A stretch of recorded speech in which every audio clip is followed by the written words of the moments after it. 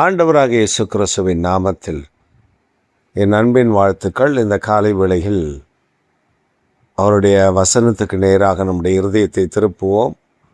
சங்கீதங்களின் புஸ்தகம் 14ஆம் சங்கீதம் 7ஆம் வசனம்.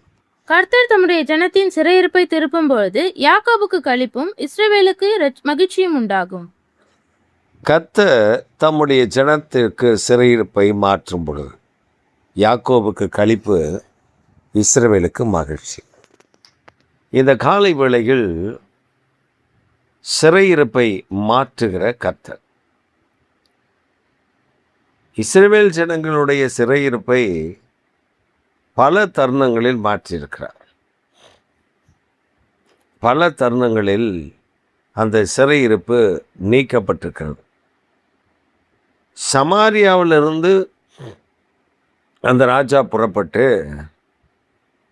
யூதாவின் மேல் படையெடுத்து யூதாவில் இருக்கிற ஜனங்களை அடிமைப்படுத்தி அவன் தன்னுடைய தேசத்திற்கு அவர்களை சிறையாக கொண்டு போகிறான்.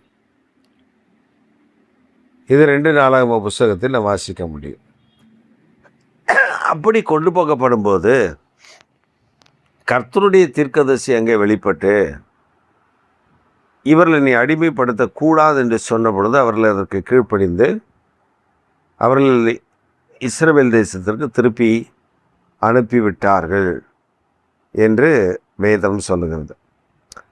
அப்போ சிறையிருப்பை மாற்றும் பொழுது யாக்கோபுக்கு களிப்பும் இஸ்ரவேலுக்கு மகிழ்ச்சியும் உண்டாகும். நம்முடைய வாழ்வில் நம்முடைய சிறையிருப்பு எப்பொழுது மாறும்? என் சிறையிருப்பு மாறுமா? எனக்கு இருக்கிற இந்த நெருக்கடி மாறுமா? என் பிரச்சனை தீருமா? எனக்கு இருக்கிற இந்த போராட்டம், எனக்கு இருக்கிற இந்த பல சூழல்கள் மாறுமா? நமக்கு நாமே ஒரு பெரிய கேள்வியை கேட்டுக்கொண்டு வருகிறோம். சிலர் சொல்லுவாங்க, அதெல்லாம் மாறாதுங்க, நம்ம சொல்லிக்க வேண்டியதாங்க, அதை அனுபவிக்கணும்னு அவன் தலையில் எழுதிருச்சு, அவன் அனுபவிச்சு தாங்க ஆகணும் அப்படின்னு சிலர் சொல்லுவாங்க. ஆனால் கர்த்தருடைய வேதம் அப்படி சொல்லலை. அவர் தம்முடைய ஜனத்தினுடைய சிறையிருப்பை மாற்றுகிறவர். அவர் மாற்றும் பொழுது களிப்பும் மகிழ்ச்சியும் தருகிறவர். அப்போ நம்முடைய வாழ்க்கையில் கர்த்தர் நமக்கு இருக்கிற சிறையிருப்பின் பிரச்சனை மாற்றத்தை தருகிறவர் என்பதை நாம் 100% அறிந்து கொள்ள வேண்டும். என் வாழ்க்கையில் இயேசு ஒரு பெரிய மாற்றத்தை தருகிறவர். என் வாழ்க்கையில் இருக்கிற சிறையிருப்பு அவரால் மாற்றப்பட முடியும். என் சிறையிருப்பை மாற்றுவது தான் அவருக்கு வேலை, அது அவருக்கு தெரியும். ஆனால் எப்பொழுது அவர் மாற்ற வேண்டும் என்று விரும்புகிறார், அப்பொழுது ஒரு பெரிய மகிழ்ச்சியும் களிப்பும் உண்டாகிவிடும். அப்போ நம்முடைய வாழ்க்கையில் சிறையிருப்பை மாற்றுவதற்கு நாம முயற்சி செய்துவிடக்கூடாது. சிறையிருப்பை மாற்றுவதற்கு நாம முயற்சி செய்தால் தோல்வியில் கொண்டு போக முடியும். இப்போ ஒரு மனிதன் இருக்கிறார். அந்த மனிதன், நீங்கள் நிறைய கேள்விப்பட்டிருப்பீங்க, சிறைச்சாலையிலிருந்து அவர் தப்பித்து போய்விட்டார். அப்புறம் மறுபடியும் அவரை போலீஸு கண்டுபிடிச்சி அவரை அரெஸ்ட் பண்ணி முன்னாடி போட்ட இடத்தை விட ஒரு கடுமையான காவல் இடத்துல அவரை போட்டுருவாங்க. இப்படி பல சம்பவங்களை நாம் கேள்விப்பட்டிருப்போம். ஆனால் சிறையிருப்பை மாற்றும் பொழுது அது எப்படி மாற்றப்படும் அப்படின்னா, இந்த சிறைச்சாலையில் இருக்கக்கூடிய உயரதிகள், சிறையில் இருக்கக்கூடிய குற்றவாளிகள் ரொம்ப கீழாக, ரொம்ப நேர்த்தியாக கவனிச்சிட்டே வருவாங்க. அப்படி கவனிச்சிட்டே வரும்பொழுது அவங்களுடைய நடத்தை பார்ப்பாங்க.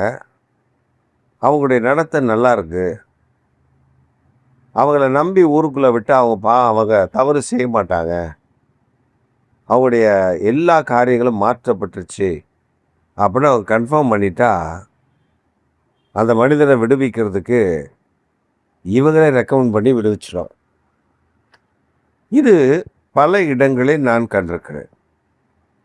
ஒரு சமயம் ஒரு சிறைச்சாலையில் அங்கே மக்கள் சிறை வைக்கப்பட்டிருக்கிறாங்க.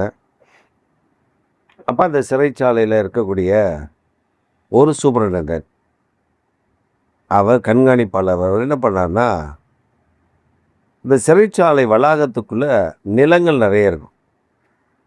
அப்போ இந்த அதிகாரி சொல்கிறாரு, எப்போ நிலங்கள்லாம் இருக்குது, தரிசாக கிடக்கு, சும்மா கிடக்கு, நமக்கு போரும் இருக்குது, தண்ணி இருக்குது, ஏதோ காய்கறி போட்டால் வருமா அப்படின்னு சொல்லி அவர் அந்த சிறைச்சாலையில் இருக்கிற குற்றவாளிகளிடத்தில் ஒரு கலந்து ஆலோசனை நடத்துகிறார். அப்போ அந்த குற்றவாளியாக இருக்கக்கூடிய ஒரு சில விவசாயம் நல்லா தெரிஞ்சாலும் உள்ளே இருக்கான். அவன் போய் பார்க்கலாமா சார் அப்படின்னு. சரி வாங்கப்பா அப்படின்ட்டு அவங்களுடைய சிறையிருப்பில் ஒரு மாற்றத்தை தந்து அவங்க அந்த நிலத்தை போய் பார்க்க, காம்பவுண்டுக்குள்ளே தான், வெளியில் கிடையாது, சிறைச்சாலைக்கு உள்ள காம்பவுண்டுக்குள்ளே தான். அங்கெல்லாம் அவங்க போகிறதுக்கு அக்சஸுக்கு அனுமதி கிடையாது. ஸ்பெஷல் அனுமதியில் அனுப்புகிறாங்க, எல்லாம் வர்றாங்க. அந்த அதிகாரி கூட வர்றாரு. இவங்க போய் நிலங்களை பார்க்குறாங்க, அதில் கொத்தி பார்க்குறாங்க. அவங்க சொல்கிறாங்க, இது நல்ல அருமையான நிலம், அருமையான மண், நம்ம ட்ரை பண்ணுவோம், முதல் போகமே எப்படி வருதுன்னு பார்ப்போம், அதுக்கப்புறம் நம்ம ரெகுலராக மாற்றி மாற்றி சில காய்கறியில் போடலாம். சரின்னு அந்த சூப்பர்டென்டென்ட் விதைகளை வாங்கி கொடுக்குறார். அப்புறம் எல்லோரும் சேர்ந்து உடைக்க ஆரம்பிக்கிறாங்க. உடைக்க ஆரம்பித்தா ஒரு பெரிய ஆச்சரியம் என்னென்னா, ஒவ்வொரு மாதத்துலேயும், இப்போ இந்த மாதம் இருக்குன்னா கத்திரிக்காய் விளையுன்னா அந்த மாதத்தில் அவ்வளோ கத்திரிக்காய் விளையுது. அவங்க போதுமான அளவு கத்திரிக்காயை எடுத்து சமைக்கிறாங்க. மீதி நிறைய இருக்குது, மீந்து போச்சு, நிறைய மீறுது, மூட மூடையாக மீறுது. பார்த்தாங்க, வியாபாரத்தை ஆரம்பிச்சிரும் அப்படின்ட்டு அந்த சூப்பரண்ட்டு கத்திரிக்காய், வெண்டைக்காய், தக்காளி இதெல்லாம் வெளி சந்தைகளுக்கு கொடுக்க ஆரம்பிச்சிட்டார். அப்போ என்னென்னா, அந்த மூடைகளில் எல்லாத்தையும் பிடிப்பாங்க, அளவு எழுதுவாங்க, வெளியில் வண்டி வரும், அதில் எல்லாம் செக் பண்ணி வண்டியில் ஏற்றிடுவாங்க. அது போகும், அது அந்த வண்டி போய் அதில் 2-3 அந்த சிறைச்சாலை அதிகாரிகள் போவாங்க. போயிட்டு அதை வியாபாரம் பண்ணிவிட்டு வியாபாரிகிட்ட கொடுத்துட்டு வந்துடுவாங்க. இந்த வியாபாரிகளுக்கு ஒரு பெரிய ஆச்சரியம். என்ன ஆச்சரியன்னா, இது சிறைச்சாலையில் விளையுதுன்றாங்க, அவ்வளோ செழுமையாக இருக்குது, அவ்வளோ தரமாக இருக்குது, வெளியிலெல்லாம் பூச்சடிச்சு போயிருக்கும், அவ்வளோ நல்லா இருக்க அப்படின்னு சொல்லி. அப்போ அந்த சூப்பரண்ட்டு அவர் பத்திரிக்கையாளர்களுக்கு பேட்டி கொடுத்துருக்காரு. அதெல்லாம் இருக்குது. அந்த பத்திரிக்கையாளர்கிட்ட சொல்லியிருக்காரு, எங்கள் பிள்ளைகள், எங்கள் கைதிகள் சொல்லலை அவர், எங்கள் பிள்ளைகள் மனமுகந்து விதைத்ததை அறுத்து இப்பொழுது நாங்கள் விற்கிறோம் அப்படின்னு இருக்கார். அப்போ எவ்வளோ பெரிய வார்த்தை பாருங்க அது. அப்போ அவன் மறுபடியும் குற்றம் செய்வானா? செய்ய மாட்டான். அவனை கர்த்தர் மாற்றிட்டார். அந்த மாற்றுதல் அங்கே உண்டானது. அவருடைய எண்ணங்கள், சிந்தனைகள், போராட்டங்கள், நெருக்கடிகள் மாற்றப்பட்டது. அங்கே களிப்பும் மகிழ்ச்சியும் உண்டானது.